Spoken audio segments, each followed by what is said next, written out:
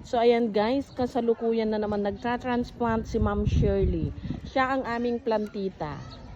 Plantita ng MPNHS. Ngayon,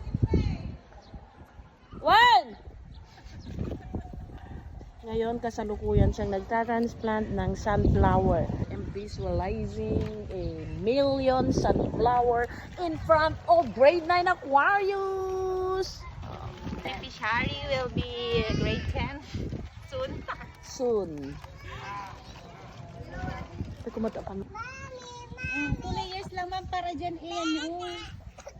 Kaya nga nilagyan ko dyan. Sige, sabanin ko. Walang kurik sa Baliktad naman. Oh! Ayan na! Nagkulit tilahim. Ay, wow, natatama. Para si Bugam. Sino ito BJ Mekan? One! BJ. Mekan. BJ na, intad dyan na eh. Mekan.